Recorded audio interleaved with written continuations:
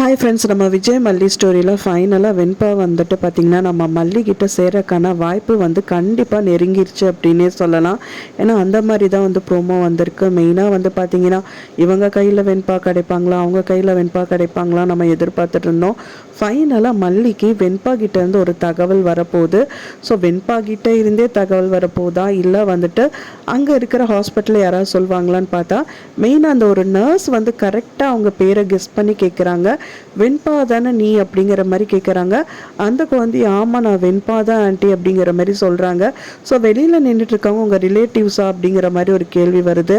அதுக்கும் வெண்பா குட்டி வந்து பார்த்திங்கன்னா கண்டிப்பாக இதுதான் நல்ல சான்ஸுன்னு சொல்லிட்டு, இல்லை ஆண்டி அவங்க என்னை கடத்திட்டு வந்திருக்காங்க, எனக்கு ஒரு சின்ன ஹெல்ப் பண்ணுறீங்களா, ஸோ என்னோடய அம்மாவுக்கு நான் கால் பண்ணணும், ஸோ அவங்கக்கிட்டேருந்து நான் தப்பிக்கிறதுக்கு எவ்வளவோ நான் முயற்சி பண்ணேன், ஆனால் முடியல. ஆனால் இப்போ இதுதான் சான்ஸு, இதுக்கு மேலே நான் வந்து அங்கே போயிட்டேன் அப்படின்னா என்னால் தப்பிக்கவே முடியாது. நீங்கள் தான் தயவு செஞ்சு எனக்கு ஹெல்ப் பண்ணணும், உங்களோட ஃபோன் கொடுங்க, நான் எங்கள் அம்மா கால் பண்ணிக்கிறேன், அப்படி இல்லாட்டா நீங்களே எங்கள் அம்மா நம்பர் கொடுக்குற கால் பண்ணி சொல்லுங்கள் அப்படின்னு சொல்லிட்டா போதும். ஒன்றா அவங்க அப்பாக்கோ இல்லை அவங்க அம்மாக்கோ கால் பண்ணிட்டாலே போதும், மல்லி அங்கே வந்து வெண்பாவை காப்பாற்றிடுவாங்க. இப்போ வரைக்குமே அவங்களுக்குள்ள ஒரு விரிசல் வந்துட்டு விஜய்க்கும் மல்லிக்கும் வந்து பெருசாகிட்டே போயிட்டுருக்கு. அதுக்கு காரணம் இந்த ராஜி தான். ஸோ எப்படியாவது அவங்க கன்சீவாக இருக்கிறது மல்லியே அவங்க வந்து விஜய்கிட்ட சொல்லணும்னு அவங்க எவ்வளவோ முயற்சி பண்ணுறாங்க. வாய் வந்து கொமட்டிட்டு வந்துட்டு இருக்கும்போது கூட வந்துட்டு என்னது உனக்கு வந்து வாந்தி வருதா, ஸோ அது மூலிமா எதாவது சொல்வாளா அப்படிங்கிற மாதிரி நிறைய விஷயங்கள் வந்துட்டு விஜய்க்கு முன்னாடி மல்லியை வந்துட்டு தூண்டி விட்டுட்டே இருக்காங்க. ஸோ அதில் ஒரு சூழ்நிலையில் தான் இப்போ வந்து பார்த்தீங்கன்னா மல்லி வந்து விஜய்க்காக சமைச்சு எடுத்துகிட்டு வந்திருக்காங்க, ராஜி எடுத்துகிட்டு வந்திருக்காங்க. சரி ராஜிக்கு கொண்டு வந்து சமையல் நான் சாப்பிட்றேன் அப்படிங்கிற மாதிரி சொல்கிறாங்க.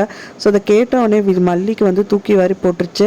என்ன இவர் இப்படி போயிட்டுருக்காரு அப்படிங்கிற மாதிரி ரொம்பவே ஃபீல் பண்ணிகிட்டு இருக்காங்க. ஸோ அந்த டயத்தில் வந்து வெண்பா கிட்டேருந்து ஒரு பாசிட்டிவான ரிசல்ட் வந்து வரணும்.